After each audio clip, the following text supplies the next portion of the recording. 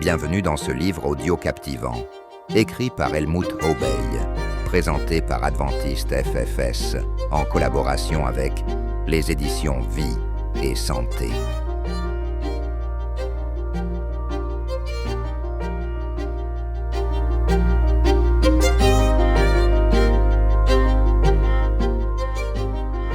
Justification par la foi. Le dernier message de Dieu à l'humanité, le message des 3 anges, concerne la proclamation de l'Évangile éternel. Apocalypse 14, versets 6 et 7. Qu'est-ce qui est au centre de ce message que le monde entier doit et va entendre? C'est notre justification par grâce et par la foi en Jésus-Christ seul. Éphésiens 2, versets 8 et 9. Ceux qui vont proclamer ce message puissamment à la fin des temps doivent en faire l'expérience eux-mêmes. Ils doivent comprendre et vivre la justification par la foi en Jésus, ce Sauveur qui seul pardonne les péchés et qui nous en libère. Ce n'est possible que dans une vie remplie du Saint-Esprit où Jésus-Christ peut produire l'obéissance. La présence de Jésus en nous se manifeste par une obéissance à tous les commandements de Dieu. Le monde sera illuminé par ce message. Apocalypse 18, verset 1. L'amour de la vérité. Qu'entraînera le fait de vivre dans la plénitude de l'Esprit Saint en ce qui concerne l'amour de la vérité, l'étude de la parole de Dieu et sa mise en pratique dans notre vie? 2 Thessaloniciens 2, 10 nous dit qu'il y a ceux qui vont à leur perte parce qu'ils n'ont pas accueilli l'amour de la vérité pour être sauvés. Ceux qui ne peuvent pas être séduits ont l'amour de la vérité dans leur cœur. Comment avoir cet amour? Nous pouvons seulement l'avoir si Jésus habite en nous par le Saint-Esprit. Romains 5, verset 5 dit que l'amour est répandu dans notre cœur par l'Esprit Saint. Éphésiens 3, verset 17 nous dit que nous sommes enracinés et fondés dans l'amour par le Saint-Esprit.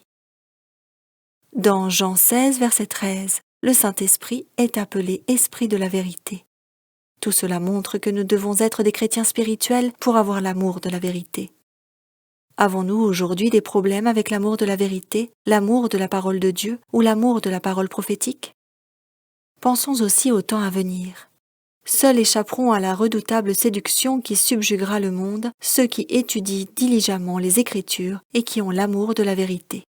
Le peuple de Dieu est-il assez enraciné dans la vérité pour pouvoir résister au témoignage même de ses sens? Ellen G. White, La tragédie des siècles, page 678. Dieu ne nous demande pas si nous avons compris toute la vérité, mais si nous avons l'amour de la vérité. Le rail de la vérité est situé tout près du rail de l'erreur. Les deux peuvent sembler ne faire qu'un à ceux qui ne sont pas éclairés par le Saint-Esprit. Fruit de l'Esprit ou œuvre de la chair. L'influence du Saint-Esprit, c'est la vie de Christ dans l'âme. Nous ne voyons pas le Christ. Nous ne pouvons pas non plus lui parler. Néanmoins, son Esprit Saint est toujours et partout près de nous. Le Saint-Esprit œuvre dans et à travers chaque personne qui accepte Christ. Celui qui connaît l'Esprit en lui porte le fruit de l'Esprit. Galates 5, 22. Amour, joie, paix, patience, bonté, bienveillance, foi, fidélité, douceur, maîtrise de soi. Éphésiens 5, 9. Justice, vérité. Galates 5, versets 16 à 21. Nous montre que par l'Esprit, la puissance du péché en nous est vaincue. Je dis plutôt, marchez par l'Esprit, et vous n'accomplirez jamais ce que la chair désire. Car la chair a des désirs contraires à l'Esprit, et l'Esprit en a de contraires à la chair. Ils sont opposés l'un à l'autre, de sorte que vous ne faites pas ce que vous voudriez. Mais si vous êtes conduits par l'Esprit, vous n'êtes pas sous la loi du péché, voir Romains 7, 23 et Romains 8, verset 1. Or, les œuvres de la chair sont manifestes. Inconduite sexuelle, impureté, débauche, idolâtrie, sorcellerie, hostilité, dispute, passion jalouse, fureur, ambition personnelle, division, dissension, envie, beuverie, orgie et autres choses semblables. Je vous préviens, comme je l'ai déjà fait, ceux qui pratiquent de telles choses n'hériteront pas le royaume de Dieu. Le don de l'Esprit.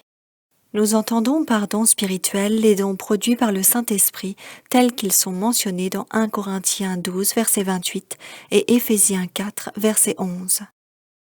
Apôtres, prophètes, évangélistes, pasteurs, maîtres, ensuite il y a des miracles, ensuite des dons de guérison. des aptitudes à secourir, à gouverner, à parler diverses langues. Ces dons participent à former les saints pour l'œuvre du ministère. Ils confirment le témoignage de l'Église et ils la conduisent et la guident. Dans des situations spécifiques, le Saint-Esprit a également accordé d'autres dons. Je l'ai rempli de mon esprit pour le rendre très habile et intelligent. Il connaît toutes sortes de techniques. Il sait faire de belles choses. Exode 31, versets 2 à 6, version Parole de vie. Dans le domaine de l'architecture également, 1 Corinthiens 28, versets 12 à 19. Quand nous devenons disciples du Christ, nous nous soumettons à lui avec tout ce que nous sommes et tout ce que nous avons. Ainsi, nous mettons à sa disposition tous nos dons et capacités, les innés comme ceux que nous avons acquis. Il peut y ajouter des dons spirituels ou bien purifier nos capacités naturelles. Pouvons-nous recevoir des dons spirituels si l'Esprit Saint nous fait défaut? Choix de Dieu ou choix du peuple? Partout dans le monde, notre Église fonctionne de façon démocratique, mais l'objectif n'en est pas que le peuple choisisse. Dans une démocratie, c'est le peuple qui choisit. Le but réel de nos votes, c'est que chacun essaie d'écouter la voix de Dieu et qu'il vote en conséquence. Après que l'on ait écouté Dieu, sa volonté devrait émerger par le vote. Certainement, nous prions tous avant de participer à un comité d'église. Nous sommes souvent invités à prier silencieusement avant un vote, afin que Dieu nous guide dans nos choix. Néhémie dit « Mon Dieu me mit au cœur de » Néhémie 7, verset 5. Et Ellen G. White donne le commentaire suivant sur Néhémie chapitre 1. Pendant qu'il priait, un dessein sanctifié se formait dans son esprit. Est-ce qu'un chrétien charnel entendra la voix de Dieu? S'il a consciemment omis de se soumettre entièrement au Seigneur, il n'obtiendra sûrement pas de réponse. Psaume 66, verset 18, Psaume 25, verset 12. Mais à partir du moment où on a fait des arrangements humains, on peut parler de manipulation et donc de péché. Les responsables ont une grande influence sur l'œuvre de Dieu. La différence est grande selon que les frères et sœurs qui occupent un poste de responsabilité ont été choisis par Dieu ou qu'ils ont seulement été désignés par des hommes. Les conséquences peuvent être considérables. À travers l'étude d'un livre sur la prière, j'ai pris conscience de ce que nous pouvons demander à Dieu de nous montrer le chemin à emprunter. Psaume 32, verset 8. Faire silence et écouter la voix de Dieu ont changé toute ma vie. Voici une expérience du 23 octobre 2014.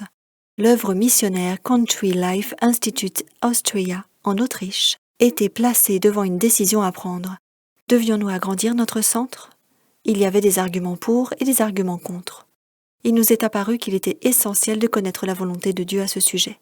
Au lieu de continuer à discuter le pour et le contre, nous avons fini par prendre 10 jours de prière pour que Dieu nous prépare à entendre sa voix lors d'une réunion de prière spéciale le 23 octobre.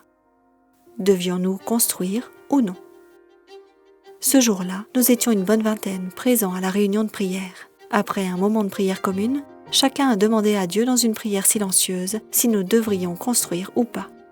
Ensuite, chacun a noté le résultat sur un papier. Plus pour construire, moins pour ne pas construire, et 0 pour pas de réponse.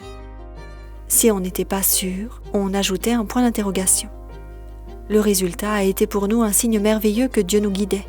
Il y avait 14 fois plus, donc 4 plus avec un point d'interrogation, et 6 fois 0 et 4 feuilles blanches. Ainsi guidés par Dieu, il est devenu clair pour nous que nous devions construire. Je suis convaincue que nous serons amenés de plus en plus à adopter cette façon de procéder, celle qui consiste à demander directement le conseil de Dieu.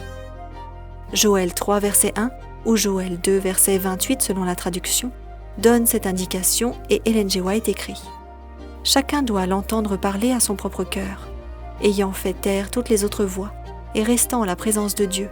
Le silence de notre âme nous permettra d'entendre plus distinctement la voix d'en haut. Arrêtez, dit-il, et sachez que c'est moi qui suis Dieu.